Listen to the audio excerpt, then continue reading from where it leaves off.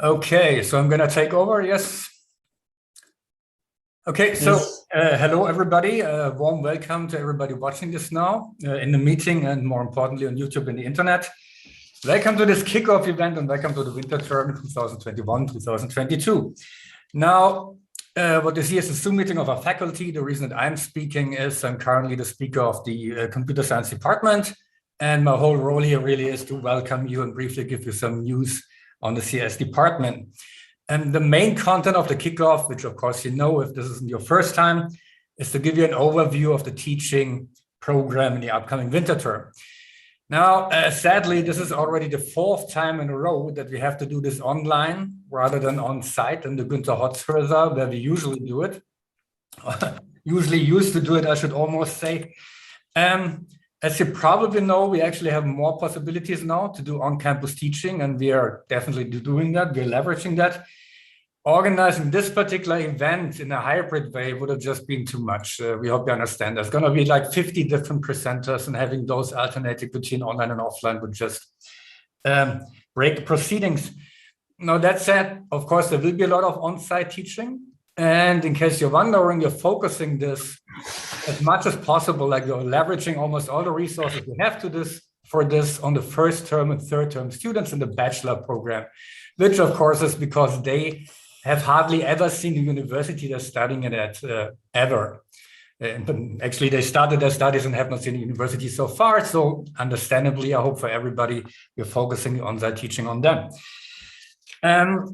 For everybody, in particular for those of you in your master studies, and in particular if you didn't manage to come to Germany because the pandemic still persists in quite a lot of places, be assured that you can study everything online.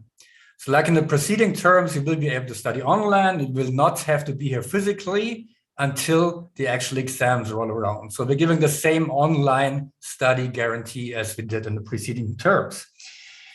Now, all of this is already going into the study program and the study regulations. So I'm getting ahead of myself because Jan Reinecke will talk about this in more detail later. So let me instead kick this event off and share my slides with you.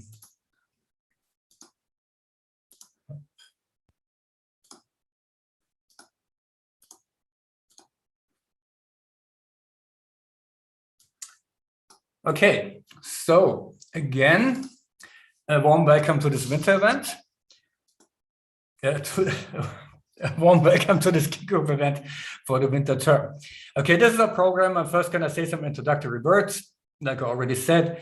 Then the Student Representative Council will also give you a greeting. Then Jan Reinecke, who is currently the Dean of Studies, will address your most important concerns for the winter term. You can also post questions in the YouTube chat. We're not going to answer them live, or not all of them anyways. We're going to collect them mainly and assemble an FAQ page, which will be available on the web page. And the link is already here. And of course, you will have access to the slides. And this is also the link directly from the web page, so it should be easy to find. Good.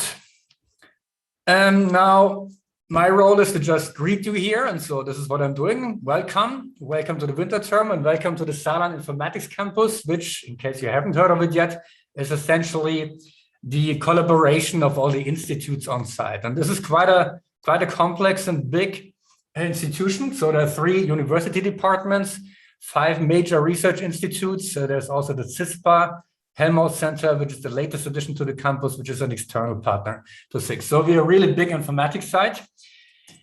In case you haven't seen it yet, here's the what it actually looks like in reality. So I realize this photo might be a little cluttered. Down here is the Günther Hotz lecture hall, where we would be sitting right now under usual circumstances. These are the university computer science buildings. This is the building that was put up for the Cluster of Excellence, MMCI. Here you have the 2 Max Planck Institutes, the Center for Bioinformatics, the library, which of course is important for you as students. Mathematics department is over here. The language science and technology department is not on the picture because if you put everything on a picture that belongs to SIG, then everything would be too small. You couldn't recognize anything anymore. So language science and technology is over here, and CISPA Holmet Center is down there, down the hill. Okay. With this very short presentation of the campus, let me proceed with the faculty. So these are just pictures of all our professors in the faculty. And as you can see, it's a large faculty. These 4 people here have a special role at the moment, in particular myself, because we're the dean's office. Good. But with this, let me get right into the news from the last term. And as always, we're announcing awards here, and not just any awards, but the major awards that were obtained during the last term. And first, and not least importantly, Jan Reiniger obtained an ERC Advanced Grant. An ERC from the European Research Council is basically the most prestigious research grant in Europe. So this is indeed a very big deal. And I realize that we can't all applaud Jan here in a manner that would be very live. Let me just applaud, and maybe some colleagues in the Zoom meeting want to applaud along with me. So congratulations, Jan.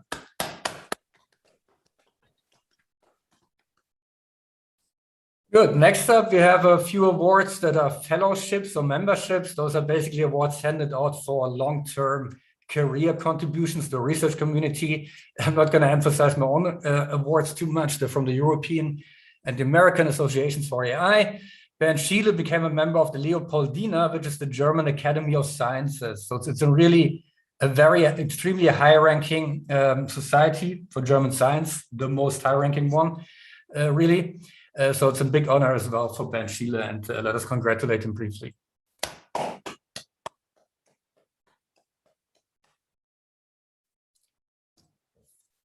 Good. Another really highly prestigious award was obtained by Gerhard Weikum. This is the Konrad Zuse Medaille, which is actually the most prestigious award of the German Society for Informatics. So as you can probably guess, the German Society for Informatics is the main association for computer science in Germany, and this is its most prestigious award. And Gerhard Weikum won it this year. And as a matter of fact, 5 of the 20 medalists, so a total of 25%, one quarter of the awardees come from SIG, which certainly attests to the strength of the site that you're studying at, that you're proud of, and that you hope you're proud of. Now, this was a lot of bragging about the achievements of our faculty. But actually, there's also a lot of bragging to be done about the achievements of you, of students, of our PhD students in particular. And one absolutely outstanding member of that class of SIG researchers has been Ralf Jung, who has completed his PhD thesis last year and obtained so many awards that I don't think I even want to read them all off the slide. But just to mention one example here, the ACM Doctoral Dissertation Award, ACM, Association for Computing Machinery, is the worldwide association for computer science. And the dissertation award goes across the entire globe, across all of computer science. So winning this award, and even just an honorable mention, is really absolutely fantastic. So let us please congratulate Ralf Jung on these outstanding achievements.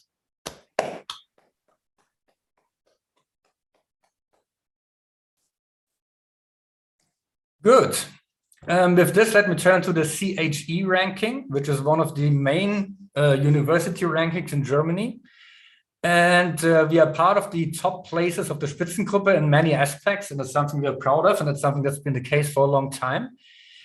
However, this year there were also some questions in the CHE ranking where we got weaker points. And this is, of course, something that we want to improve upon. And in order to improve upon this, we are fundamentally this has to fundamentally be based on your feedback, on the feedback from the students, because this is a ranking that is based on students' concerns. It's about the teaching program, about the value of being supported during the studies, at the beginning of the studies, at concluding your studies, and so on and so forth. So it's really important to get your feedback on this. We have started doing this. We have run a survey in cooperation with the Students' Representative Council. And from the feedback from that survey, from the results of that survey, we're already taking conclusions, which I'm going to talk about a little more, and they're already on the bottom of the slide here. However, most importantly, I want to send out another call for participation right here. So far, we had, I think, like 150 or just short of 150 opinions from you, from the students, on what could be improved. Of course, there's many more than you, many more of you than 150, so it's super important for us to get more feedback from you. And the survey is still open. And I'm going to point to this again. So if you're interested, please get in touch with the Students' Representative Council to still fill in that form so we can take into account your feedback. Now, what you're already doing in response to your feedback are the following things. There was apparently lack of information about how to conclude your study. So people are sometimes confused about what exactly they need to do in order to get finished, particularly with the bachelor thesis, which is the first time you're doing a concluding thesis. Most of you apparently really like the CMS, the course management system, and we're not using it globally yet. But so since this seems to be the most popular system, we're going to reinforce its use. And we already have a lot of activities for inter-student communication. Apparently, some of those went unnoticed, so we're going to reinforce that as well. In particular, there's a Discord server that you can use to communicate with your fellow students. And of course, at least for the beginners here, for the first and third termers, and hopefully also for many others, there will be a lot of chance to talk to each other live on campus again, but still online meeting facilities are certainly a useful thing, and we're going to be reinforcing those too. In order to get a glimpse on your life after the studies, in case you don't want to stay in academia or maybe after the PhD, I mean, most of us or most of you will eventually move out of academia, of course. We're going to be restarting a lecture series.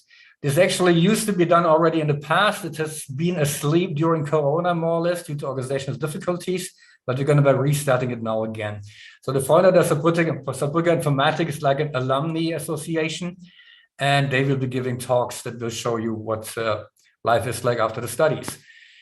Then we're working on further extending, and we have already extended substantially the so-called Handapparat, which is basically just an online resource for books associated with the courses of the teaching program. Good, so those are the things we're doing. Again, let me emphasize, and this is the main thing I wanted to communicate here, the survey is still open. Please respond, okay? You can just go here and fill it. Good. This almost brings me to the end of my talk. Just to briefly point out that you're absolutely spoiled for choice here, and this is not something you should take for granted. This is very much not the case at every other computer science site in Germany. Most other sites are much smaller, and the study program is much less varied. So make the best of it. Enjoy what we have here. Just to briefly point out that in this term, we're starting 3 new study programs.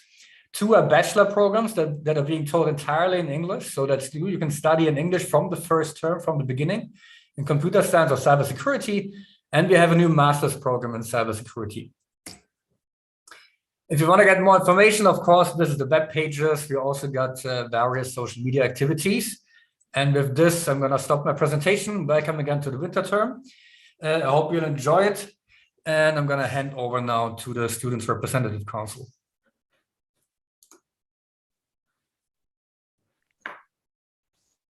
All right, just give me a second. You should all see the big slide in the front, I hope. All right, very warm welcome from us in the Students' Representative Council as well. We are happy to be once again part of this kickoff meeting and are glad that we can show you what we will be doing this semester and give you some information on all the stuff that's coming up and might or might not actually take place concerning, of course, being part of the Corona regulations, etc. But first, let me start with the elected members. Since we're now going to be back on campus to at least for some of the semesters, as was already mentioned, mainly first and third semester, there will of course also be some questions that can be answered in person. And of course, if you see one of these 15 faces, you can always come up to them and ask them anything. Whether we are able to answer every single question is another thing, but of course we will try to help you with this. As you can also see, we have a lot of different subjects. All the different colors below our names are different subjects, so or courses of study. So if you do have any problems concerning this, you can simply go to our website and ask maybe them, because they know best for their respective term of study. And here are another 13 people that you can always ask anything, and they are also happy to help. And if you do want to take part in the Students' Council, you can always just be a voluntary member and maybe help us out with some things for the Students' Council. just a short overview. You already saw in the last slide, in the second to last slide from Professor Hoffmann, that there are a lot of courses that we represent as the University of as this Saarland Informatics campus. And just for you, a quick overview with a little bit tighter information. We, as the Students' Council, we represent you if you are a part of the computer science, if you are studying cybersecurity, either bachelor or master or English or entrepreneurial cybersecurity. So everything going about cybersecurity is represented by us. Same with DSAI, bioinformatics, visual computing, media informatics, embedded systems. For these three, so maths and CS, business informatics, and the teachers, we also support you, but we do not represent you. So come to us if you have any questions. However, we of course we are sadly not responsible for you in the bigger term at the university. What we are doing for you is a lot, and we want to break it down in some smaller chunks so that you have a little bit of an understanding. We provide you with services. So, for example, like printing and so on, or asking questions, etc., is everything that we provide to you, or like maybe a Nikofete, depending on how Corona will go. But yeah, if you do have ideas for new services that we could provide you with, just drop us an email or come by the Students' Council rooms. You will find out where they are at the last slides of this presentation. And we are also supporting the Allgemeine Studienausschuss, so the top service provider basically for students at Saarland University. We are also representing you as the students in an official manner. We also try to improve the study environment, as Professor Hoffmann already said.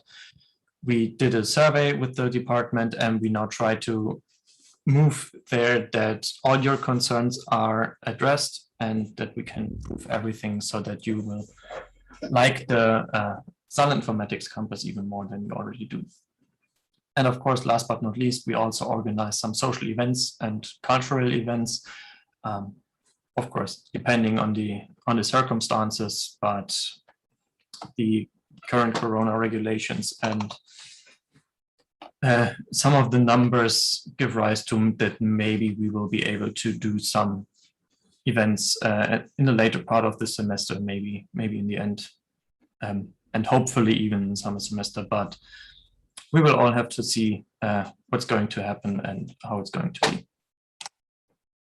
And we, the Students' Council as a service, we help you with, for example, the student printer, where you can normally print up to 100 pages per month. This is for 1 month, you get a limit of 100 pages. And if you do not need all of this limit, then it will be accumulated up to, I think, 300 pages, which you can then pre-print at max. And of course, we also provide you with thesis printing and binding. So if you do have a thesis that you need to hand in, you don't have to go to some apparently expensive copy shop and can print it with us, where you will also be subsidized. It probably won't be completely for free, but it will at least be subsidized and way cheaper since we work at cost. A small disclaimer for this. Since we're now returning, we do have a new printer incoming, which is way better. The printer is already at university. The only thing that we need to do is currently implement the software for all of you, and every student that had an account before will have to register anew, since we will clean our database from all students that basically have been in the database for the last 8 years or so and haven't been with Saarland University for 5 or so. So we will clean out everything. So if you want to use the printer, you will have to register anew, but the new registration service will be way easier than the earlier one. So don't panic, it takes like 2 to 3 minutes, I think. And of course, thought protocols, they are exercises that we collected from the courses. They are, of course, a preparation for the exams for you.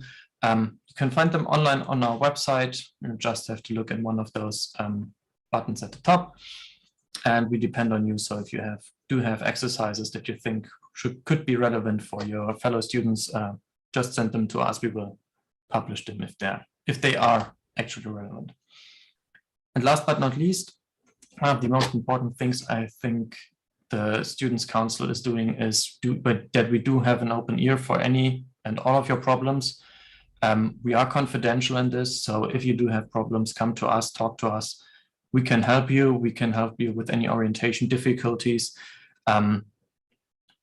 However, this is, of course, we are not private tutoring, so come to us with personal questions and not subject-related questions for a specific lecture. However, subject-related questions for your term of study, that's okay. If we do not know the answer, we certainly do know where to point you. And with this, my fellow student council member, Manuel, will take over. Yeah, you just heard about all the activities or all the things we offer, and well, how do you find out about the things we offer? We have 3 different kinds of mailing lists. As you can see, we have one for events, one for student assist jobs. So if you're short on money, you can sign up for that. And last but not least, our open discussion list of the FSR. You go on the FSR website and just register and sign up for those emails. Well, next we also host events, and Nils already teased some of these events. Sadly, since Corona, we can't do them in person. Maybe this will change throughout the semester, depending on how COVID turns out to be, or how the regulations of the university allows us to host such events. However, what kinds of events did we do? Well, we did brunches. This is where you could go once a month, and well, we had breakfast, we had bread, we have sausages, all the stuff where you could socialize with your fellow students. Then we also had once a year summer barbecue where we did what we call schwenk. We had sausages, we had schwenker, we had other kinds of meats, but also vegetarian options. So it was also always a great event to socialize. This won't happen this year for sure. Maybe next year, since summer's kind of over. Next, we also have the next. This is basically our digital, or like at least it will be digital, maybe even some kind of hybrid meetup with a huge amount of corporations where you can talk to them, ask them maybe if they offer like jobs, or maybe you're at the end of your terms of studying, you conclude your bachelor or master, and you can already start to interact with the industry, maybe even pick up a CV and just hand them to them and maybe ask if they take any applications. Last, this might even happen. The Nico Fete is what we did in December, at the beginning of December. This is where we, just had a little bit of a celebration for the upcoming holidays. We always had like crepe and Glühwein, where you could also always come to us, take yourself a cup, and afterwards go to your lecture or just hang out with us and talk to us. Least but not last, we have some other events. Most of them are sadly not available currently, which are, for example, the get-togethers, the pub crawls for obvious reason. We also had the offline game night where we played Smash and other board games. But one thing that is available and that we try to provide are regular game nights where you can join us in Discord and just chill with us, play some games. We have a number of Jackbox games or other games we can provide for free, so you don't even have to buy anything. With that being said, last but not least, if you don't want to sign up for the mailing list, there are other kinds of social media available. You can see them all here. I personally will recommend the Discord and the website. There you will get at least the most recent news, and you should definitely sign up to all of them. However, it's up to you. Well, where can you find us? If you at one point at the university, we gave you a little bit of a map. First, you have to go into either E11 or E.3. Then you just go, just how the description says, either you go up the stairs or you go through the hall. And at one point you will see a huge sign with the student representative council with our Rinfi, and then you will know that this is our FSR room and you can visit us at any time. Hopefully one person will be available. That might depend on the Corona situation. So at least we also have a huge celebrationary event or a Medal of Honor, basically, which is the Busy Beaver. This is an award we, the Student Representative Council, hand out to lecturers or lecturers of the last semester who did an outstanding job in like teaching, organization, and member, and all around did a good job with their lecture. And especially this Busy Beaver, we also want to point out that we honor a good online teaching or a good organization, therefore. And with that being said, let's go for the first basic Busy Beaver, which goes to the base lectures. And here, the one who won it is Big Data Engineering by Professor Dr. Jens Dietrich. So first, I also will clap my hands.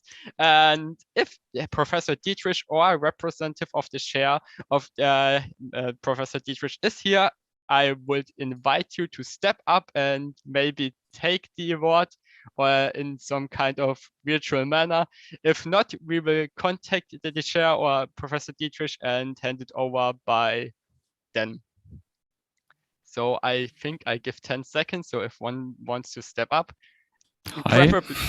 Okay. Hello there. Okay, so I was the assistant for the lecture. So unfortunately, Jens can't be here today, but we are very happy to receive this award. So thank you, everyone.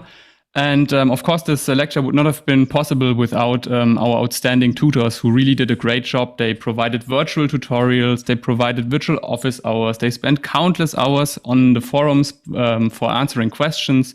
And they also helped us a great lot in preparing the personalized open book exams that we had this year. And we would also like to thank the students who did their part in making the best out of the situation. So overall, we're really happy to receive this award. Thank you, everyone. With that being said, we have 2 more Busy Beaver awards available, and Niels will now proceed with handing them out. Exactly. Aside the normal base lectures, we also have the Busy Beaver for core and advanced lectures. So the 9 and 6 credit points lectures that all of you can choose. And for this, we are glad to hand this out to a new awardee, Professor Dr. Sven Rahman, with his lecture Algorithms for Sequence Analysis. And we're especially proud since Professor Rahman just joined us, I think in the last semester or the one before that. So he's a really new addition to the campus. And with this, a big congratulations to you, Professor Rahman. If you also want to say a word or two, you might. Yeah, thanks a lot. Wow, this really comes as a surprise. It was a very strange situation for me, just coming to Saarbrücken, but not actually being present due to the Corona situation, giving a full online lecture for the first time, not even having seen most of the campus. So now I'm here, but yeah, really happy that this worked out so well. And of course, there's also a lot of credit due to the students who really put a lot of effort in the class and stayed connected and really worked very hard to make all the best of the situation. So thanks a lot. And yeah, if you like, come to my other lecture this semester. Thanks. Very well. And last but not least, the last, I think 1 or 2 semesters we couldn't, or we didn't hand out an award for the seminars, simply due to the reason that all of them were incredibly well or incredibly done. Handing one out this semester, of course, does not mean that the quality dropped in any way, just that there were some outstanding lectures, some outstanding seminars, and clearly outstanding seminars. And for this, we want to award Professor Jürgen Steimle for his seminar Touch and Haptic Interfaces. And congratulations to you. And I'm not sure if you're here, but... Yeah, I'm here. Ah, wonderful. Then. Yeah, thanks very much. I'm very happy to receive this award. And well, those of you who have attended and organized a seminar before know that the quality and the success of a seminar essentially depends more on the students than on the instructor. So last semester, I had the privilege to work with students who are a fantastic group, who are highly motivated and made for a very lively discussion. So kudos to the students and thank you, everyone. Thank you. And with this, we already come to our, basically our goodbye to you. Just one more information for all the people that won the award. We will provide you with a gift basket later on. This will probably be handed over in person, but we will arrange a meeting with you for this. Last but not least, there are two more things. One is the time for Students' Council elections is coming up. So every student that is interested in helping the Students' Council or interested in knowing what we do, please just come by the Students' Council room or join us in one of our meetings. They normally take place on Wednesdays. However, this will change after this week since the new semester has started, but the next meeting will be on Wednesday, 6 p.m. I will send out an email and some Telegram messages concerning this. And for us as the Students' Council, as well as Professor Hoffmann already said, it is very important that we do get feedback from you. The questionnaire that we provided you, the survey that was done last semester, is once again open. Please do take this moment and take part in it. Give feedback to the students, give counsel, give feedback to the deans, give feedback to the Saarland Informatics campus in general, so that we might improve the situation. You already saw there were already 5 to 6 points that are already being implemented. So we do take everything that you say to us seriously and try to improve your study situation, as well as, of course, ours as the Students' Council. And with this, a big thank you to all of you for listening to us. And with that, I would say back over to you, I think, Professor Reinicke. All right, thank you. And warm welcome from me as well. So let me start sharing my screen. So I hope you can see the slides now, right? So yeah, so first, for the first few minutes, my plan is to fill you in on the plans for the winter semester. All right, thanks to the somewhat improving Corona situation, there is a little bit more possibility today than, for on-site teaching than there was maybe half a year or a year ago. So let me tell you about what our plans are. So first of all, unlike some of the previous semesters, Corona semesters, this will be a full, regular, full-length winter semester starting today and ending February 11. So we're all happy about that. Now about teaching modalities, and here I can somewhat deviate from the message from the previous 3 semesters, right? So we are now able to come back to campus in a limited way, right? So our plan is to bring back first and third term courses in a rather major way back to campus. So these are students that often haven't seen the campus at all so far and that don't know their fellow students. And so we think it's really important for those students in particular to come back to the university. And we're trying to make this possible in a safe way. Beyond that, there is also possibility for some other courses to be carried out on campus or at least in a hybrid fashion. Okay, so there's going to be a mix of courses, some carried out purely online, some carried out in a hybrid way. Hybrid here means that online and in-person participation is possible. And of course, we're going to have, as in the previous even Corona semesters, a full range of courses. And as always, you can find the full list of courses in the LSF system. And many of these, not all, but many of these will be presented by the respective lecturers after my brief introduction to the winter semester. Oops, this looks strange. I hope it looks better for you. Okay, international students, right? So as I said, the courses will either be online or hybrid, and we have the full commitment of all lecturers that international students will be able to participate online throughout the semester. So if you are not able yet to come to Saarbrücken, don't worry, you will not be required to be here to take the courses.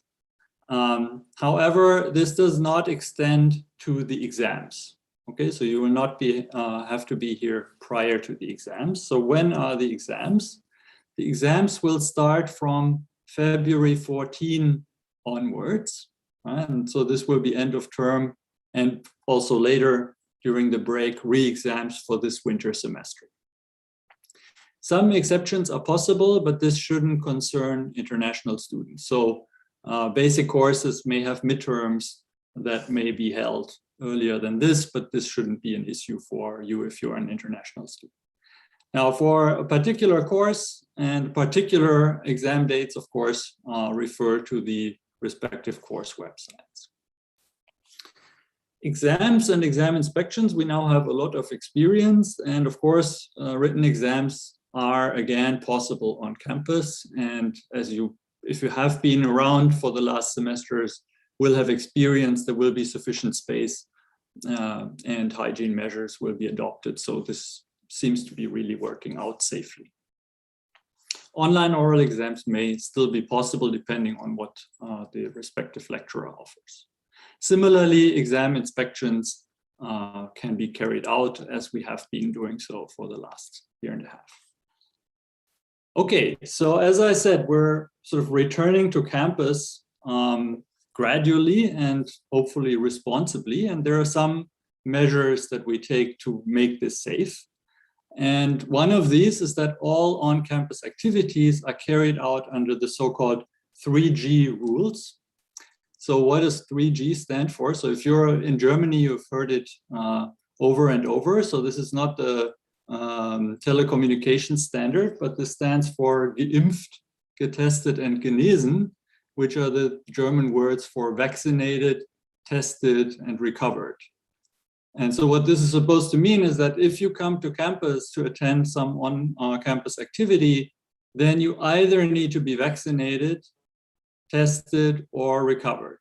Okay, if you have, actually, I shouldn't say either, right? So you should be vaccinated or tested or recovered. If you satisfy multiple of these, that's also fine.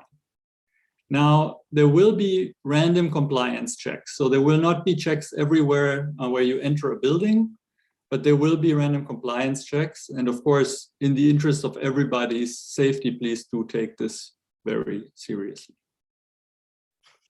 Now, if you have not been vaccinated, there is a chance this week on campus. So you can just walk in without having an appointment. So this is close. So this is in building A31. This is close to the campus center, the kind of center of the campus. And from 9 a.m. to 4 p.m., you can just stop by there and get your first vaccination shot. And as I understand, there's a choice between a BioNTech Pfizer vaccination and a Johnson & Johnson vaccination, where you only require at the moment one of these shots. Okay, so that's the first rule for on-campus activities. The second one is that for any teaching event on campus, you do need to register. And so there is an app called Stasio that is used for this purpose. And in all the rooms where teaching is carried out, there are QR codes on display that you can scan in order to basically register that you are in the room. Okay, so get the app. I've heard that the app is only available in German app stores, so from various companies.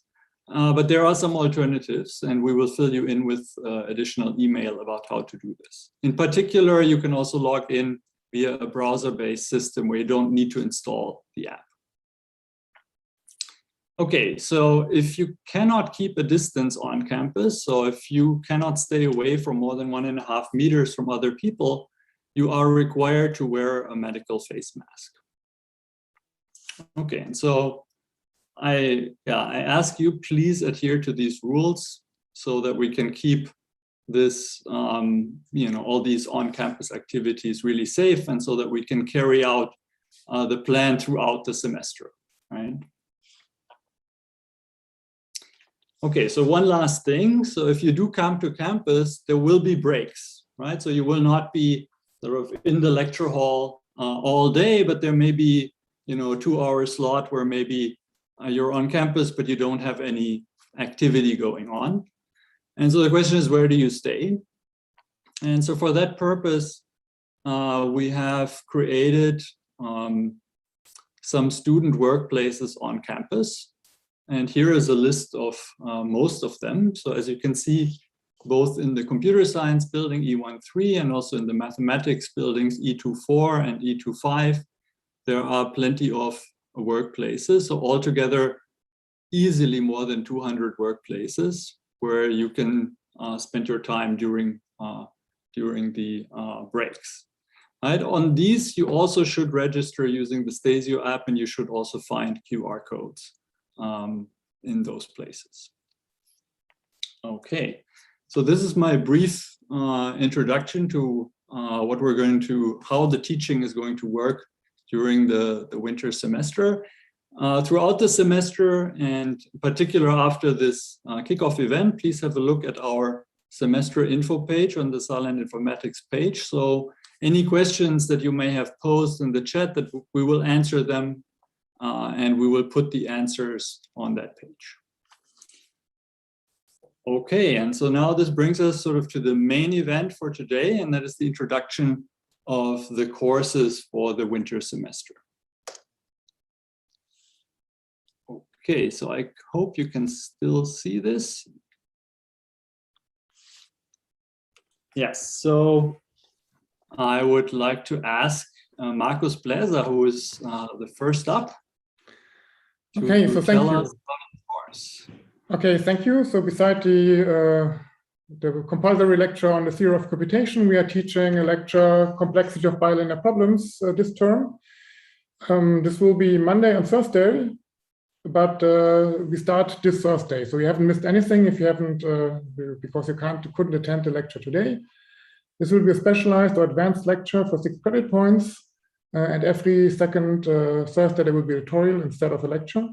And this lecture will be completely online, right? So you can attend from anywhere in the world. And the question that we are dealing with is the following. So you all know matrices from your math course, and you all know how to multiply them. And these natural formulas that give you a cubic algorithm. It's an n-cubed algorithm. And more than 50 years ago, astonishingly, Volker Strassen came up with an amazing way how to do this faster, to do this with n to the 2.87. And this algorithm is often taught in undergraduate courses on the theory of computation as an application of recursion. And then an amazing development started, and today we can multiply matrices with n to the 2.37 operations. But in contrast to Strassen's algorithm, only very few people in the world know how to do this in n to the 2.37 operations. And the aim of the course is that at the end of the course, you are one of these very few persons that know how to multiply these matrices so fast. And you need a solid knowledge of linear algebra, in particular in a very abstract way. So if I say vector space to you, you should think of a V and not of an R to the N. But apart from that, we have no further prerequisite. So hope to see you on Thursday. Thank you. All right, thank you, Markus. So next up is Dr. Alexander Wojciechowski. So please tell us about your course. And a warm welcome from my side as well to the new semester. I'm a faculty at CISPA, and this semester I'm offering the Trustworthy Graph Neural Networks seminar. As the title says, it's about graph neural networks, which are really becoming a fundamental building block in many machine learning systems, in addition to CNNs and RNNs. And in this course, we're going to study how these graph neural networks behave with respect to certain trustworthiness aspects. And we'll study whether they're robust to adversarial attacks, meaning can we change or manipulate the prediction, how to defend against these attacks, how to make them privacy aware. We'll study algorithmic fairness concepts and how they're connected to GNNs, how to estimate the uncertainty, or how to make them explainable. So in short, we'll study graph neural networks and trustworthy aspects of them. And this is important because graph neural networks are everywhere, because graphs are everywhere. So if you think of the brain, of a social network, of molecules, of protein interactions, all of this is graph data. So graph neural networks are used in many domains. And if we want to make them trustworthy, we should know how they behave. So the seminar is organized in a block format, meaning we have presentations at the end of the semester. And during the semester, you work on a short seminar paper of 4 pages. You also give a presentation and you help review the papers of your fellow students. This comprises your grade. The kickoff meeting will be next week, organized on Zoom, depending on the availability of the students, and all of the information will be available on the website that you can see on the slides. I'm looking forward to seeing you in the seminar, and I'm looking forward to some lively discussions. All right, thank you. So next up is Karl Bringmann. Hi, yeah, I'm presenting 2 courses. Sorry? I'm presenting 2 courses today. The first one is Algorithms and Data Structures, which is a core lecture where you learn about algorithm design and analysis, you learn some fundamental problems and efficient algorithms for them, and more generally, techniques for algorithmic problem solving. Topic-wise, the course is pretty broad. You learn algorithms on graphs, strings, polynomials, and geometric objects, such as points and lines. The course also offers an introduction to randomized algorithms and some advanced data structures that use amortized algorithms, like union find. The format of the course is that it's a block course, meaning it does not take place during the semester. It takes place from February 28 to March 25. So this is a 4-week block where basically on every day there will be 2 lectures. So that's an intensive block course in the sense that if you take this course, you should not expect to do anything else in these 4 weeks. It's given by me and Professor Raimund Seidel, and you should bring some basics in algorithm design, as you, for example, would learn in the basics of algorithms and data structures course at this university. But the website explains in a pretty detailed way what knowledge you should bring to this course. We recommend that you take part in this course. You recommend that you take part in this course in the classroom in presence, but we will also make it possible to participate remotely. But the details of this are not yet worked out. Okay, second course is fine-grained complexity theory, which is an advanced lecture. So here we start from the observation that P versus NP is a 2-course question. Suppose you have an algorithm, you have a problem that you want to solve, and you designed an n² time algorithm for it. Well, then if the input is too large, then it's still too slow. So even n² time can be too slow sometimes. And in this course, we approach this kind of situation and develop a fine-grained view on complexity theory. So we want to distinguish problems that can be solved much faster, say in n log n time, versus problems that cannot be solved much faster in n² time. And we will see conditional lower bounds that do rule out faster algorithms. We will also see algorithm design techniques that come up with faster algorithms. This happens during the semester, Mondays from 2 to 4. It's in a hybrid format, so you can choose to either come to room 025 in the Max Planck Institute for Computer Science, or you can join online in what will be either Zoom or some other teleconference system. Here you should bring basics in algorithm design and theoretical computer science. And again, both of these courses are on the CMS of Saarland Informatics campus. All right, thank you, Karl. So next up is Derek Dreyer. Hi, everyone. My name is Derek Dreyer, and I'm the head of the Foundations of Programming Group at the Max Planck Institute for Software Systems here on Saarland Informatics campus. This year, I'm going to be teaching the core lecture on semantics. So what is semantics? Well, at a high level, semantics is about formalizing precisely what programs do, and then proving that their behavior matches the intention of the programmer, that's showing that they do the right thing. Now, that's a little vague. So concretely, we'll be looking at a series of programming languages with increasingly complicated type systems, since type systems are arguably the most widespread kind of formal methods in existence. We'll show how to build semantic models of these type systems in order to prove interesting theorems about them. For example, showing that all well-typed programs are safe to execute, or that all programs terminate. And then we'll explore how to make it much easier to formulate and prove those theorems with the help of program logics, in particular something called separation logic. The material that we're covering is not, it is theoretical, but it's not purely theoretical. It actually addresses real problems in real languages. For example, as Jörg already mentioned, Ralph Jung, who was a student in our group, recently received the ACM Doctoral Dissertation Award honorable mention for his thesis on the Rust programming language, where he showed for the first time how to prove that programs in Rust are safe, even when they include code that uses unsafe features of the language, so long as that code is safely encapsulated. So you might wonder how he actually managed to do that. He did this using, and in some cases, developing precisely the kinds of semantics techniques that we'll be learning about in this course. Throughout the course, we'll be exploring the material not only with paper and pencil proofs, but also using the Coq proof assistant to formalize and in many cases help you write shorter and simpler proofs. So it would be very helpful if you've already taken the Introduction to Computational Logic course, but if any of the instances of that. But if you haven't, you can still take semantics. You just will need to do a little more work at the beginning of the course to learn Coq, and we'll provide support for that.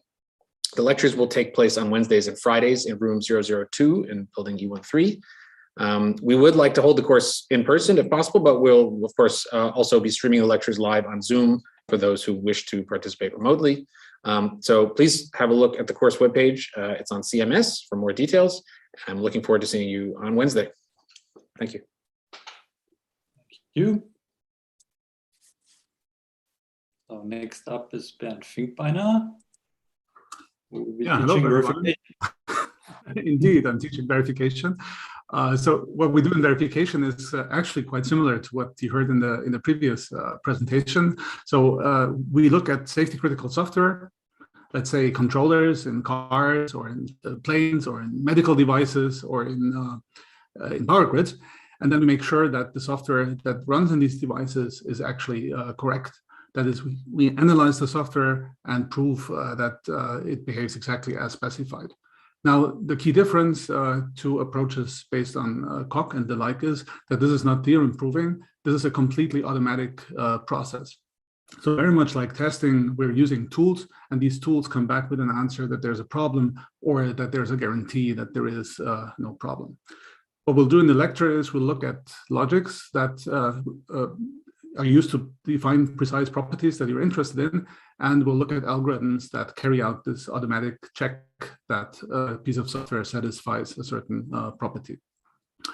Both the lecture and the tutorials are going to be hybrid, so I'm thrilled that after all this time we'll finally get to meet in person again. But of course, we're using tools like Zoom and Mentimeter to make sure that if you don't want to come or can't come to campus, that's not a problem at all. Everything will be available online. We start tomorrow, so see you then. Thank you. Okay, so next up is Dr. Mark Fornell.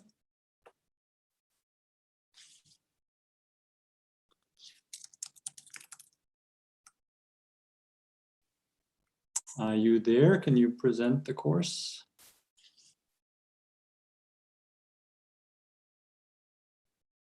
So apparently Mark Fornell is not there, so he will be offering a course on ultrasound imaging. And I encourage you to have a look at the slide later on and maybe the course website. So let us move on to Thorsten Herford's group. Yep, so I'm here. Can you hear me? Yes, Torsten, go ahead. Okay, wonderful. Thanks, Jan. Yeah, we'll offer 2 courses during the semester and 1 course in the semester break between winter and summer semester. So the first one is our usual core lecture on digital transmission and signal processing. Sounds a little bit more like engineering, but if you all look at your mobile phone, you will see that even though 10 years ago, this has been like 90% engineering, 10% informatics, it meanwhile is 90% informatics, 10% engineering. And we will look into all these building blocks that you need to prepare signals to be transmitted digitally, and then the techniques, how to program digital signal processors in such a device so that you really finally can transmit those signals. As most of the colleagues before, this lecture also will be hybrid. So we will start in lecture hall 001. That's not on the slide because at that point in time, we didn't know that we really can do it hybrid, but it's on the course information. So we'll start in lecture hall 001 in the computer science building. Lecture is Tuesdays 12:15 to 1:45 and Wednesdays 8:30 to 10. We'll start tomorrow. And as all the others, of course, the lectures are hybrid. So everyone who will be on campus is warmly welcome. Everyone who doesn't want to be on campus or cannot be on campus can participate via MS Teams. And the lectures are also recorded so that they are available to the class members at any time that is convenient. We will do the assignments and quizzes using the UDS Moodle system so that really the course can be made 100% paperless. You can do everything online. Registration is mandatory, and many of you already have registered. If not, then please go to the page that is shown there. The courses are also on the computer science CMS where you are forwarded. So you just need one link further on and then you can enroll. You'll be then added to the MS team. Keep in your mind, tomorrow, 12:15, we're starting with that course. Next slide, please. Next course is multimedia transport, also in some study programs a core, in other study programs an advanced lecture. It will also be on Tuesdays and Wednesdays, same format. We'll start tomorrow at 10:15, so DTSP was 12:15, multimedia transport 10:15, and Wednesdays 12:15 to 1:45. Same format. Assignments and quizzes, UDS Moodle, and the lectures and the tutorials will be done via MS Teams and hybrid. So I'll be in the lecture hall, same lecture hall, 001 in computer science building. In this lecture, we will step up in the OSI stack and will majorly care for the network and the transport layer so that you really learn how to stream media over IP-based protocols. As you know, all the mobile phone systems that you use today, 4G or 5G systems, meanwhile are everything over IP. So even your voice is transmitted over IP. So we will really look into how this is done, including a part, roughly a third of the lecture on audio and video coding, because to transmit audio and video, you need to encode it. So buzzwords like MP3, AAC, or MPEG video will be dealt with in this lecture. You see, it's roughly the same link. The only thing that's different is the ID at the end. So 5802 is the one course and 5803 is the other course. Makes it very simple to you. Next slide. And this is a little bit special.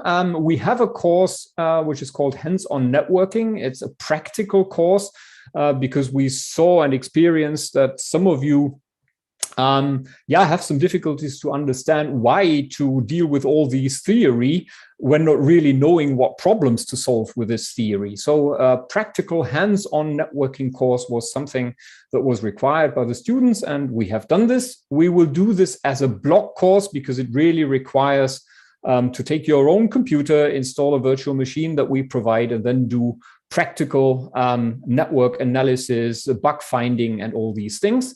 We will offer it in calendar week 11 and 12, 2022, which is from 14th to 25th of March.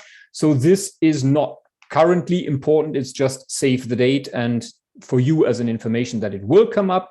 It will be a daily course, roughly 8:30 to 15, but as it's very practical, time will pass very, very fast. Then you have individual project work for which you have a lot of time, namely until the beginning of the summer semester. Actually, April 10th is the deadline. The admission will be done via a test in January. The date will be communicated because it's still quite a long time to go. And the course announcement and the material will be visible in the CMS and also in UDS Moodle. Registration is again mandatory there, but the links will be provided and information will be given. Very important information, and you see the title on the overall slide. Next semester is kind of a hands-on spring 2022. So directly after my presentation, you will see a course which is called Hands-on Dependability. And we have these two very practical courses made in a way that there's quite a bit of synergy. So every one of you who wants to really say, after all these theory within the semester, we want to put our hands on things in the semester break, listen to the introduction of the next colleague, Holger Hermanns, who will introduce the course Hands-on Dependability. Again, these two have synergy and all the dates are set so that they don't overlap and don't contradict. So you can participate in both if you want. Okay, that's all from my side. Thank you very much, Thorsten. So yes, you're right. So next up is, oops.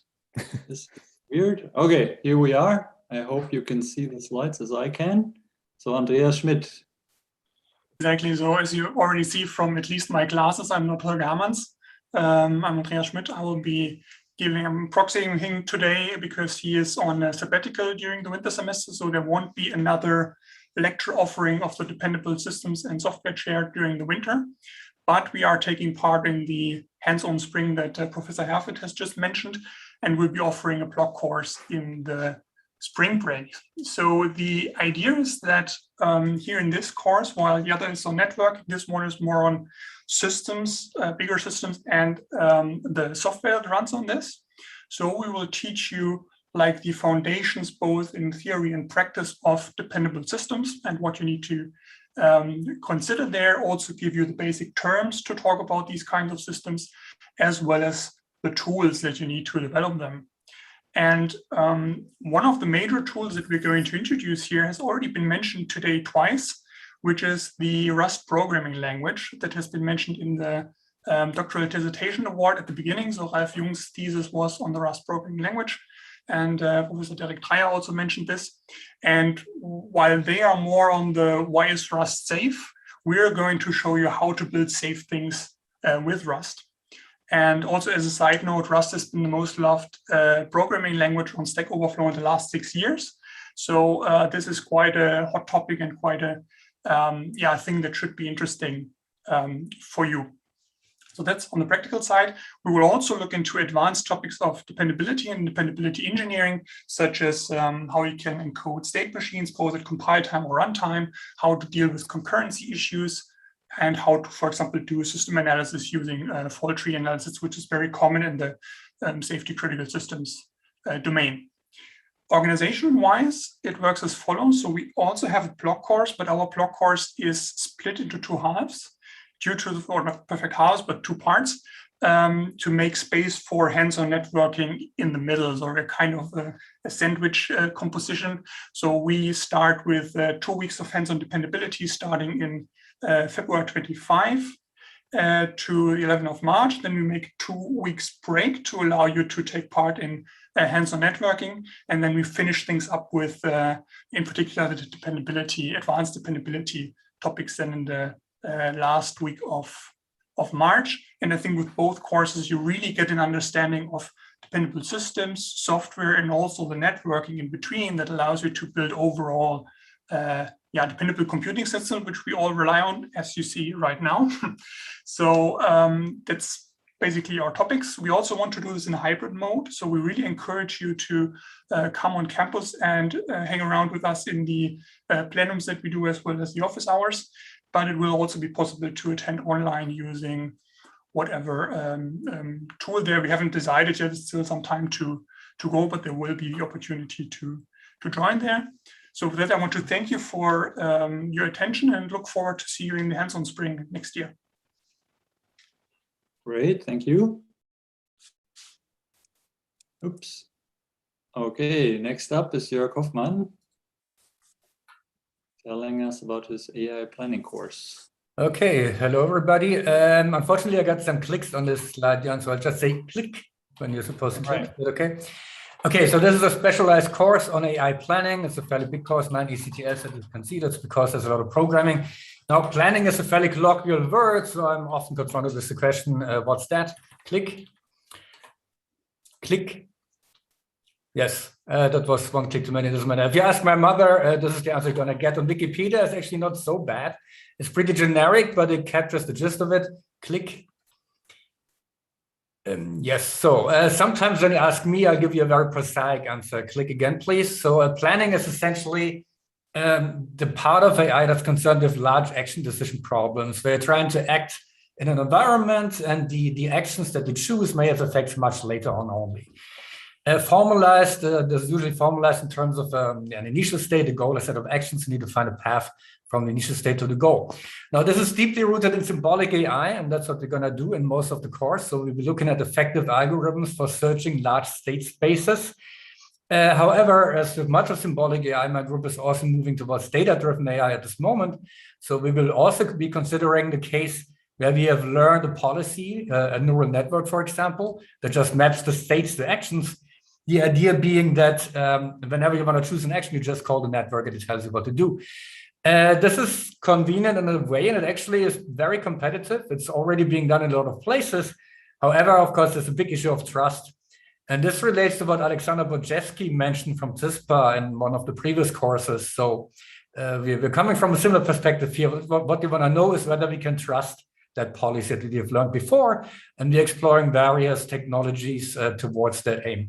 But in the course, this is really just sort of one guest lecture where I'm giving you an overview of the research frontier in that area. In the course itself, one major thing you will be doing is programming your own planning system. Click, please. And we actually have a student planning competition at the end, another click, which will look like this here. So basically, you'll be competing against each other on a number of benchmarks, and then the faster your system is, the more points you get, and the winners usually even get a prize. Now, the course this time is completely online, so I'm not so sure about the prizes, but I hope you'll have fun with this nevertheless. One more click, please. We'll also be running a seminar, which is again on data-driven methods, specifically neural networks. And whereas in the planning course, we're looking at how to gain trust in a policy that has already been learned. In the seminar, we're looking at the question how to learn the policy in the first place. And that's it from my side. Hope to see you in those courses this winter term, and enjoy. All right, thank you, Jörg. So as everybody can see, Sven Jacobs is up next. Tell us about your course. Yes, hey. Yeah, so I have two courses next semester. First up is parameterized verification. So this is actually in spring, a block course in February, March. So if you like your theory during the semester and afterwards you would like some more theory instead of the hands-on lectures, this is what you would like to do. As we have seen in the semantics and the verification course that have already been presented, what we want to do is to formally verify that a program or a system provably satisfies some properties.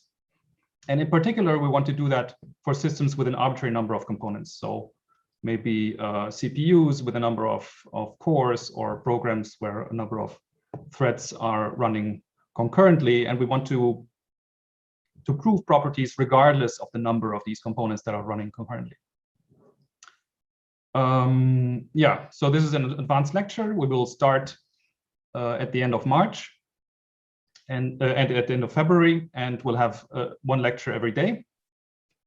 And it would be good if you heard a core lecture like verification, of course, this semester, or automatic reasoning or something into that direction when you join the course. And registration is on the CMS of CISPA. Okay, and in addition to that, next slide, please. We're offering a seminar, formal methods for finding and fixing information leaks. Of course, a hot topic in recent years. Information leaks in particular through side channels, and the spectral leaks have been famous, where we need to, this is also about formal verification, but here the model needs to include a model of these side channels in addition to, so you have to model both the software and the hardware that it's running on, or at least aspects of the hardware. And in the seminar, we are going to cover some fundamental results and a lot of recent research. And the idea is that the seminar will be very interactive, and we'll have discussions in groups. You can still register for the seminar until tonight at 12 on the seminar page of Uni Saarland. And yeah, hope to see you there.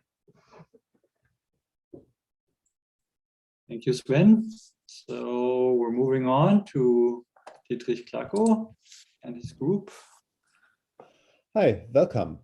So there will be 3 courses from my group that are offered here. And the first one is the lecture Neural Networks, Theory and Application. This will be an introduction into neural networks.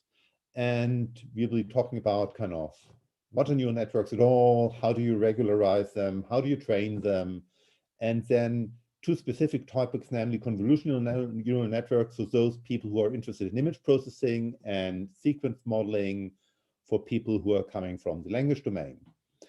We will start next Tuesday, and we will start online, just to see how people feel about hybrid or online. We'll discuss this in the first few minutes, and then see on kind of, do we continue online or do we move hybrid at some point in time.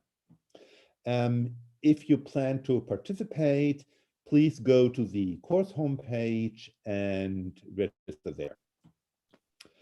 Next slide. There is another course on signal processing. It's talking about system theory, linear time invariant system, Fourier transform, numerical algorithms like fast Fourier transform, stuff like that. The course starts next Monday. On the bottom, again, the registration link. Unfortunately, the course itself will be taught in German. However, the tutorials this year for the first time are offered in English to accommodate kind of needs of English speakers a bit more. And finally, kind of Olga Petukova from my group, that's on the next slide,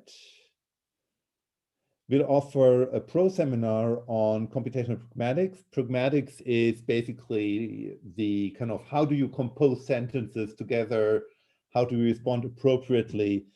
That's important in particular for chatbots, dialogue systems, and again, on the bottom, you find the link, and slots for computer scientists will be assigned through the computer science seminar registration system. So if you're interested in this pro seminar, go to the computer science seminar system. Thanks a lot. Thank you, Dietrich. And up next is Professor Jana Köhler. Yeah. Hello. From my side, my name is Jana Köhler. I'm Professor of Artificial Intelligence here at the university. And this special lecture is about architectural thinking. And as my background is from AI, we will look into the architecture of various AI systems, such as, for example, the Amazon Alexa. And our semester project will be an intelligent shopping robot. In this lecture, we have one single question that we answer. The question is, how can I build a good software system? It can use AI technology or not, it can be big or small. We learn about established methods that help us to develop the conception of modern software architectures.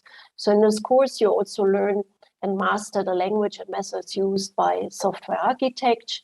And you also get insights into AI architectures of all kinds. You can register still until tomorrow at Tuesday at 5 p.m. And Moodle. This course is an on-site course only, so it's not available online. And you also have to bring a COVID certificate. So make sure that if you register, you really have a QR code-based certificate. Thank you. Oh, actually, can I make just one remark? This is actually the wrong slide from last year. I had sent a new one because it shows the times from last year, and also the content was last year. Oh, I'm very sorry about that. Yeah, just to tell, we're still on Thursdays, but we start this Thursday, and yeah, actually this is correct, but some of the content is old. Okay, but anyway, the starting point is correct, and you find it also on Moodle. Thank you. Apologies for that. That's okay, no problem. All right, so Antonio Krüger, are you there, or somebody there from your group? Yes, this is Thomas. I'm supporting. Can you hear me? Yes, please. Yes. Yeah. Right. I'm representing the group, who's doing the core lecture that the seminar is supporting, which is the Human-Computer Interaction lecture. I'm the CEO of Centigrade, a leading UX agency close to the university campus, and we are supporting the seminar with our practical knowledge from the industry. So at Centigrade, we conduct a lot of gamification projects in the healthcare sector, and this way got the idea of centering our seminar around nudging people to a healthier work lifestyle. So the basic goal of the seminar is to conceptualize and implement a motion game that motivates employees to walk while they are working according to their individual player type. And for this, we provide a physical test setup that includes a special motorless treadmill, as well as an ESP32-based step tracker that accurately tracks the user steps with a time of flight sensor and sends those step events to a relay web server. So you as participants are supposed to interview representative users, find out their player type according to the Hexet questionnaire, and kick off a lean UX-driven process from there. So for the first milestone before end of this year, you will learn how to define personas and usage scenarios, derive user needs, and how to match those user stories with user-centered solution ideas. And for other milestones, you will learn how to model your game architecture according to the entity component system pattern and implement a lean prototype according to your previous analysis. We will meet each other online each Friday, and we will support you continuously to get through the different UX process blocks. We will provide you with a special user requirements tool so that you can continuously document your findings in small stories rather than in a big bulky documentation. Thanks.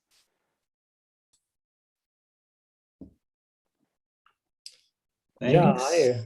My name is Michael Feld, and together with my colleagues from UMTL and DFKI, we're going to present a seminar this semester on adaptive human-machine interfaces for autonomous systems. So basically, we're bringing together the two core AI topics of multimodal human-machine dialogue and machine learning. So you're going to see both sides of the medal here coming together, and we're applying it to autonomous systems that work together hand in hand with humans, or that have to transfer the control to a human when they cannot continue.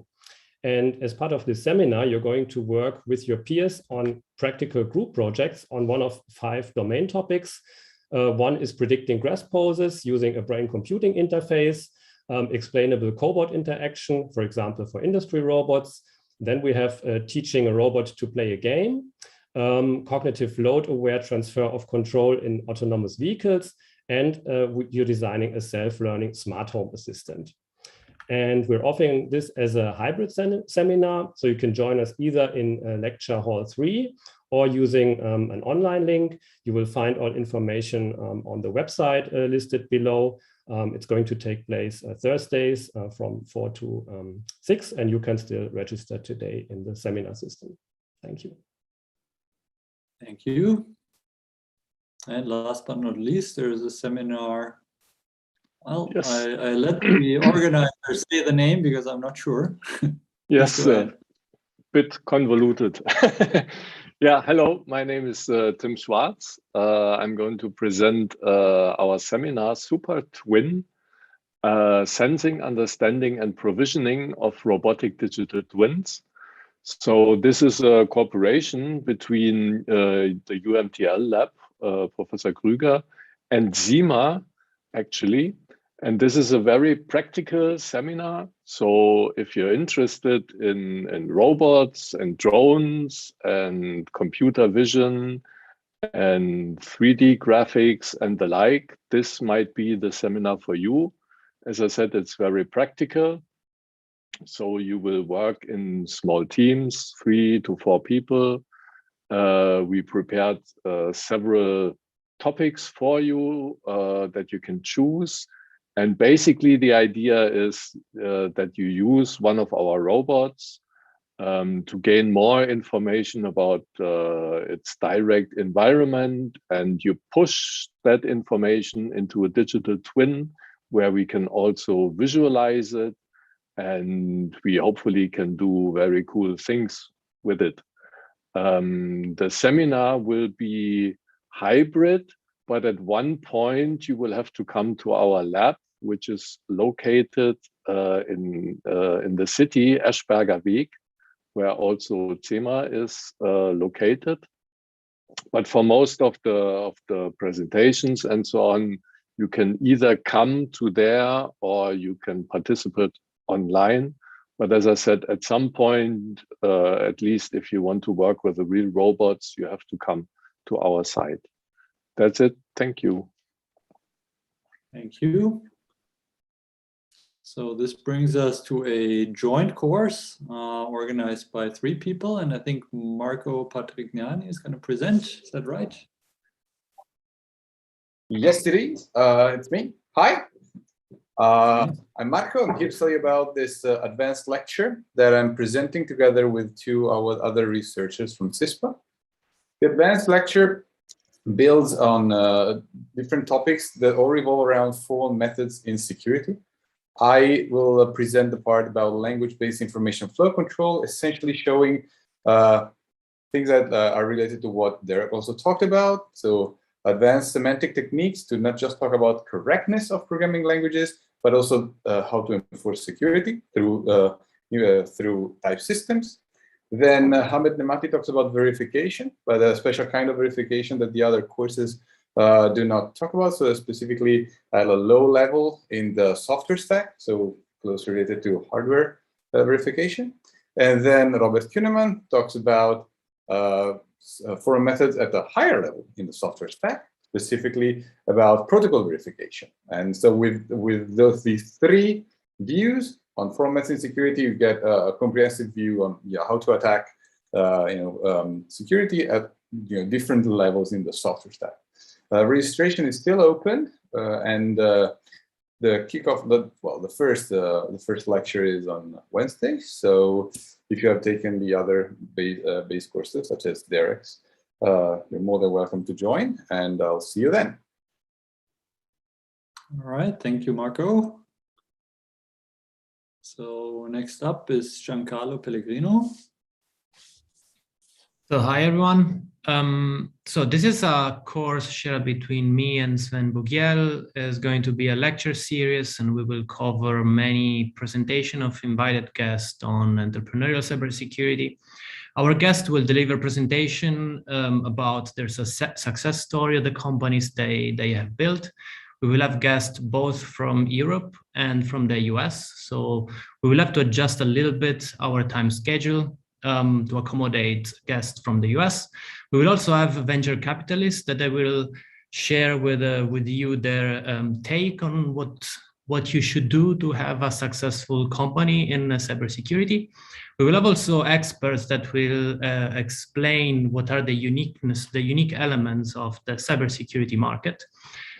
This lecture series is for 5 credit points. To get points, you have to create a pitch, you have to participate to a joint event and deliver your pitch. And that will happen at the end of the semester in a big event that we hope we will be able to organize in person.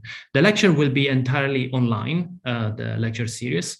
If you don't want to have the 5 credit points, we welcome you to join and listen to the presentations. Last year, we had great presentation from many founders, but we will ask you to still sign up on the CMS at CISPA. You can find more details about the current lineup of speakers and the schedule on our CMS link that you can find in the slide. And yeah, we hope to see you there. thank you, everyone. Thank you, Giancarlo. And as you can see, Professor Sven Rahman is going to present his course on statistics, probability, and applications in bioinformatics. So please let us know. Right. Okay. So as you can see, this is actually a lecture targeted mostly at bioinformatics students, but it is open to everybody if you don't mind learning about biological applications of statistics and probability. So in fact, I'm trying to design a new course here that starts at the very beginning. So it starts elementary. We will cover what is also covered by the Stats Lab course, not 100% maybe, but if it is absolutely required, you might want to take this as a substitute for Stats Lab if you cannot, I mean, if you actually need the Stats Lab credits this semester. It's not the recommended way of action because the course that I'm giving is probably harder. It takes more time. It is more application oriented, but it has a lot of overlap with the Stats Lab course. So you will learn about elementary probability theory and combinatorics. We will cover all the important discrete and continuous probability distributions. We will cover elementary statistics, descriptive statistics, parameter estimation, statistical testing, but with a special view on the Bayesian paradigm. We will cover stochastic processes, but mainly we will dive into the applications in biology, so the bioinformatical applications, like sequence motifs in DNA, the PCR process, significance computations of pairwise sequence alignment, how to model and infer differential gene expression and other things like methylation level estimation, statistics of variant calling. So I would say that at least 50% is devoted to the biological applications and the other 50% are teaching what you need to get there from the ground up. So if you are unsure, just try it out. I will give the lecture online at very early times, but it doesn't matter because you can essentially view the whole lecture asynchronously. So you can, if you are registered for the course, which you do in the CMS, you can view the lectures at any time. And then you can choose whether you come to an on-campus tutorial or to an online tutorial. I would encourage you to come in person on campus unless you cannot do it for whatever reason, because you are not in the Saarland or you have private reasons not to come on campus. This is all fine. So if you have any doubts about this, please just try the first few lectures online, and then you can always decide to drop the course if this is not for you, but you might want to give it a try. And there is more information available in the CMS. If you still have further questions, just contact me at my CS email address, which is just rahman@cs and so on.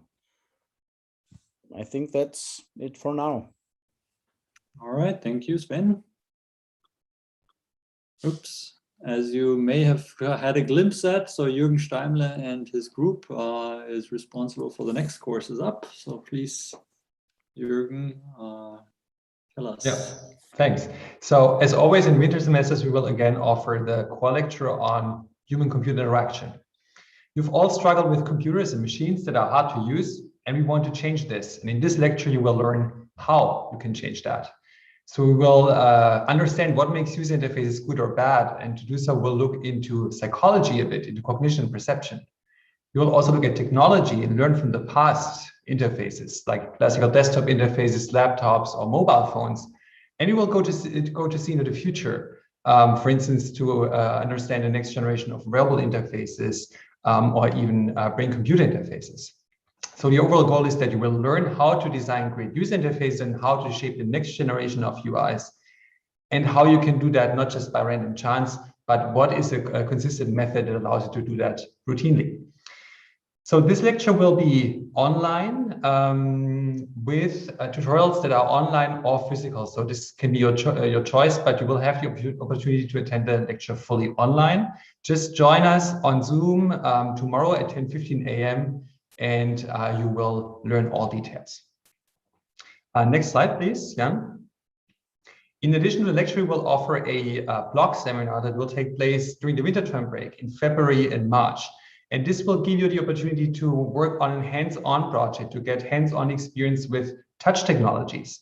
So we will make use of Multi-Touch Kit, which is a toolkit that we have developed in our chair that makes it very easy for you to develop high-resolution touch sensing interfaces with just an Arduino and little to no hardware skills.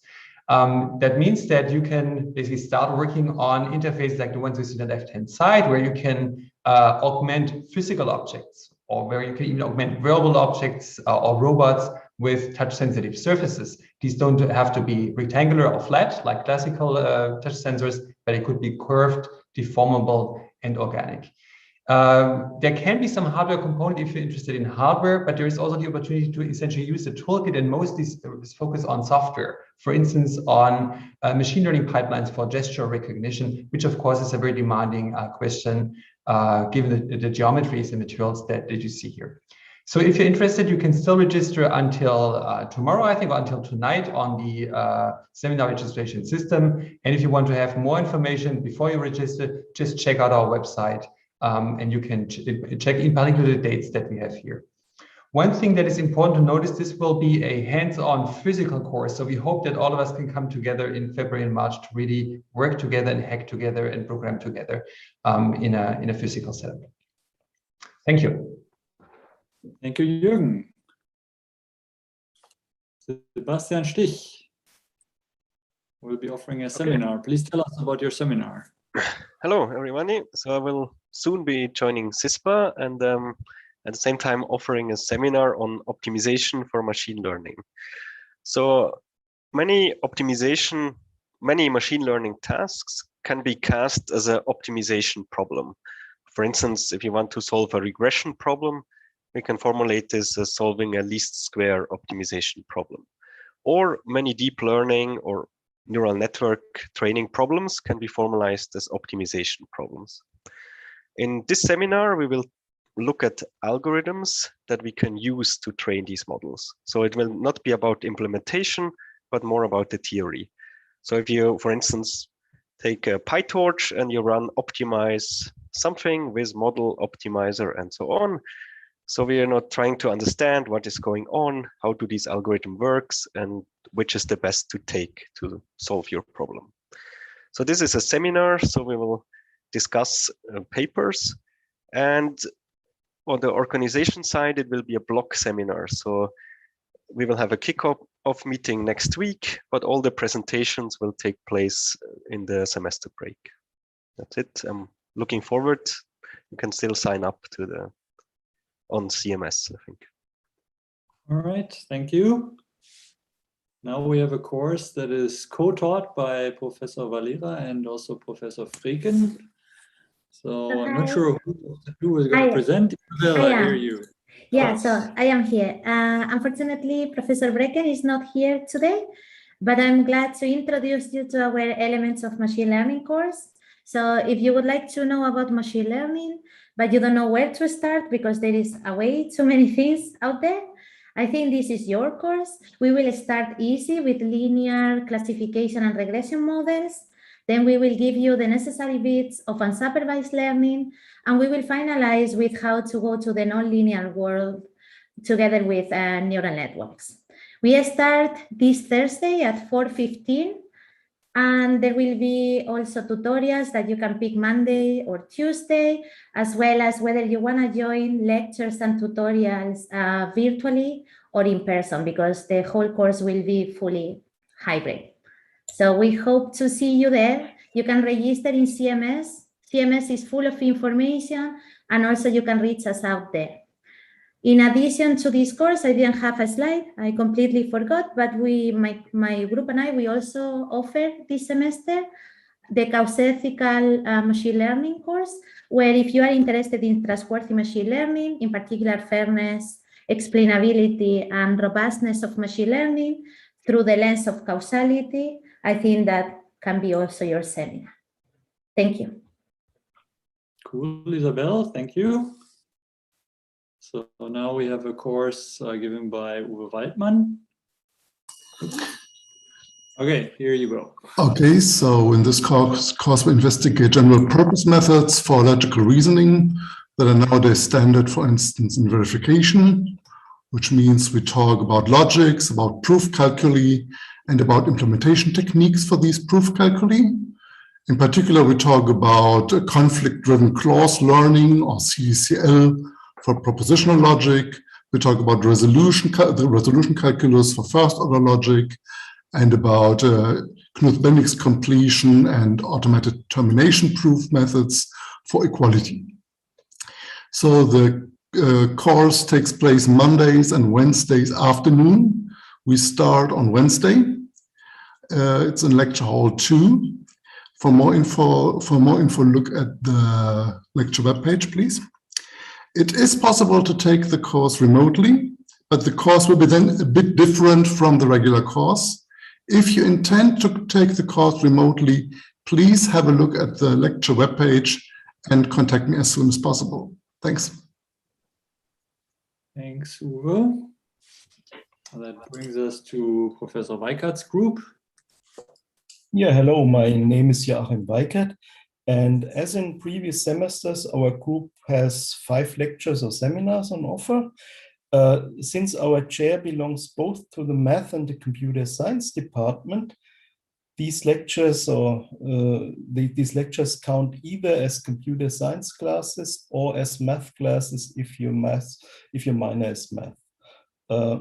Basically, you should have some undergraduate knowledge on math, something like 2 to 3 semesters mathematics for computer scientists is sufficient.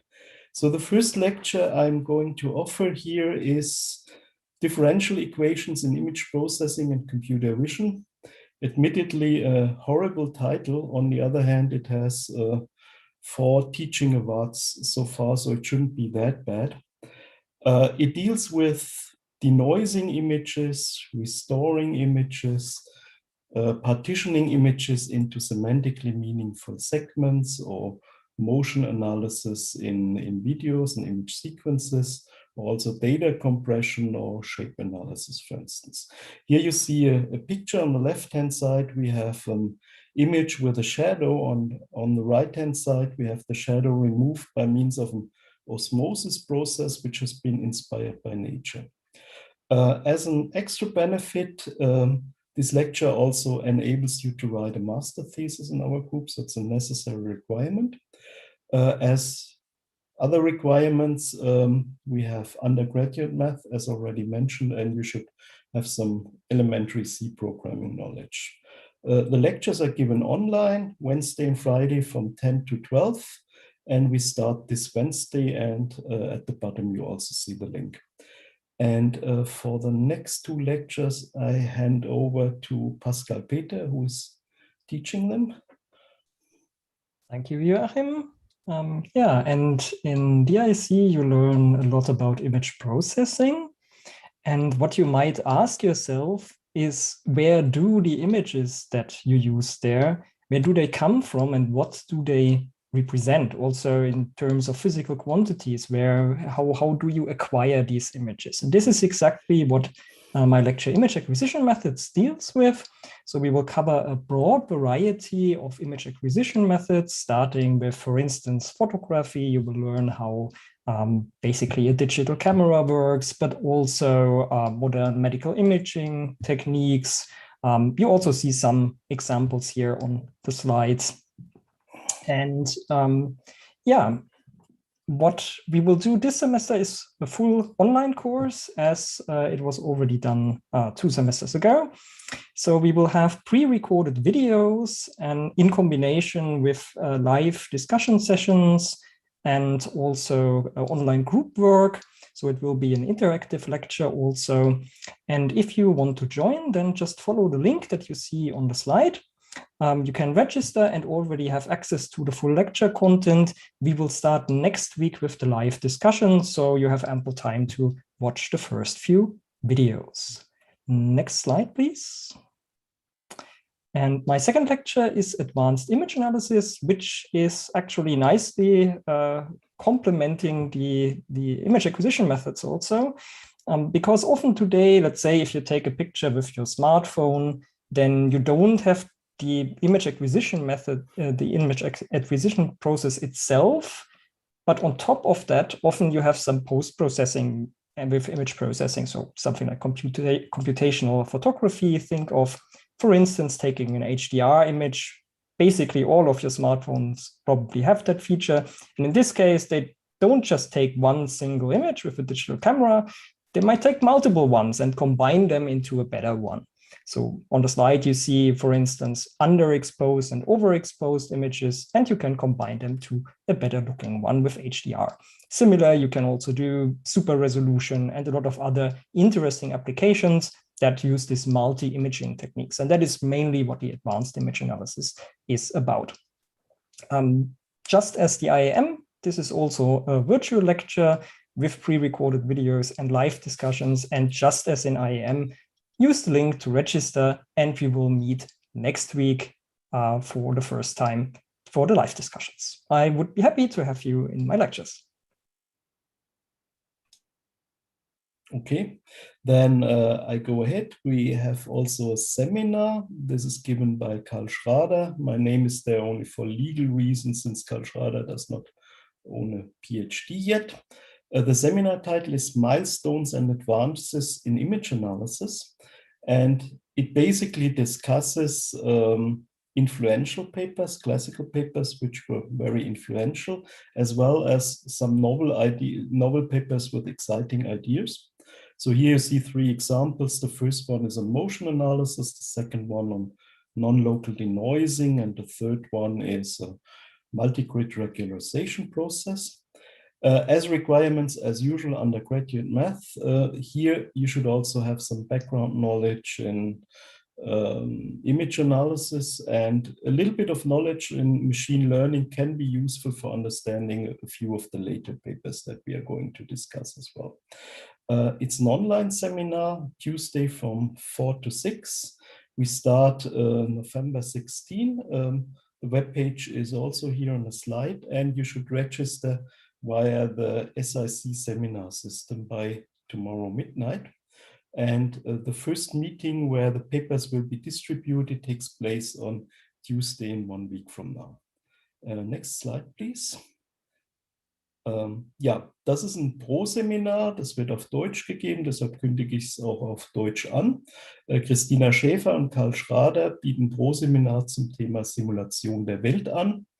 Da geht es um Modellierung in einem breiten Sinn, Modellierung und Computersimulation von zahlreichen Naturvorgängen, hauptsächlich mit Differentialgleichungen, und das Spektrum ist sehr breit, von kleinskalig wie Fußpilzwachstum bis großskalig bis Umweltverschmutzung auf einem planetaren Level wird da alles Mögliche besprochen.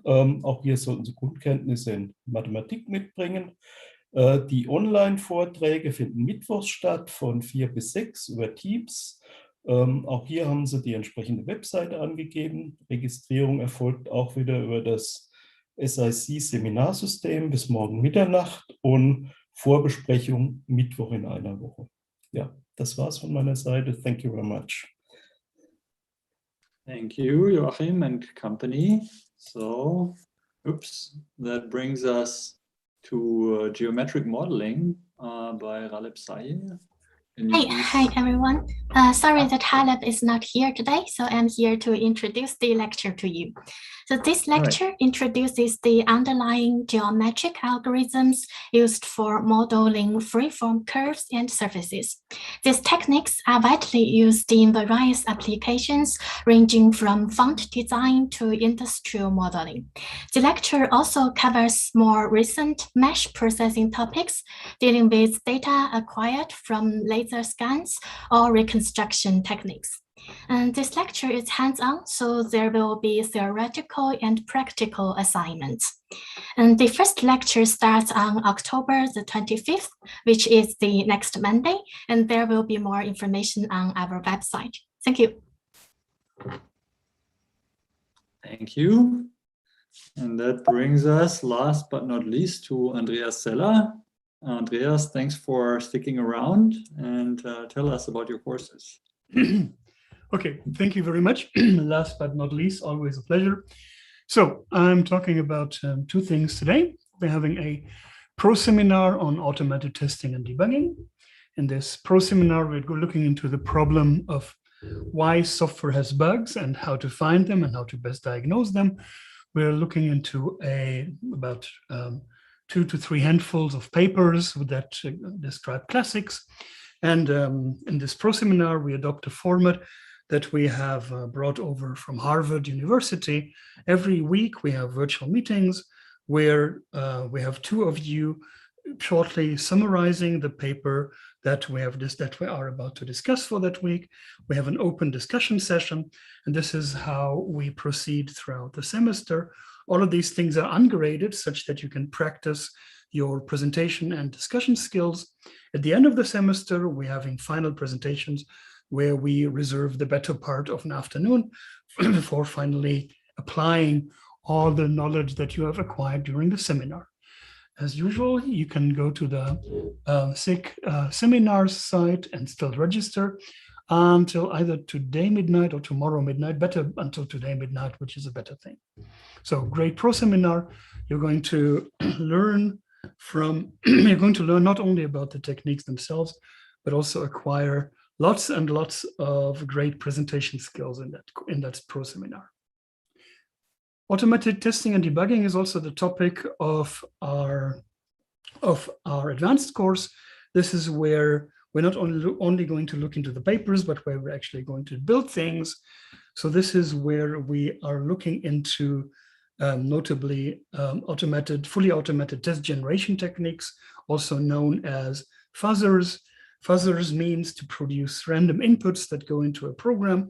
And with that, you can easily crash many, many programs. We're not only going to examine how these things work, but actually build these fuzzers ourselves. We're going to start with very simple random fuzzers, and in the end, explore techniques of program analysis and symbolic reasoning to dig really, really deep into programs and to find very, very nasty logical bugs. The organization of this code is supposed to be fun.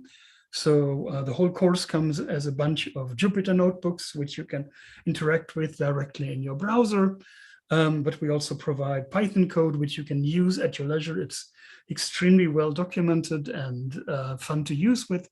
We have weekly exercises that simply entice you to actually interact with the material. And we have 2 bigger programming projects. One on black box fuzzing, where we're using grammars in order to produce inputs, and one on white box fuzzing, where we're actually going in to use program analysis.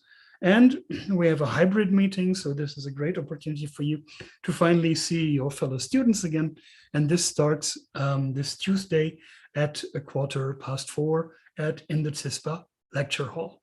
However, as usual, you can also participate remotely. We'll be posting the Zoom links on the CMS page.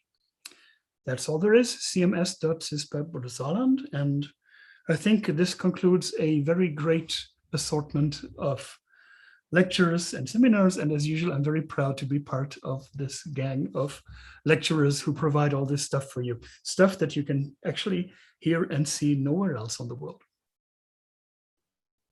Thank you, Andreas. Thank you for this nice conclusion to the presentation of courses. Indeed, this brings us to the end of today's kickoff. And welcome again to the winter semester. Enjoy your studies here at Saarland Informatics campus and at Saarland University, and all stay safe. And hope to see you all sometime throughout the semester. Bye-bye.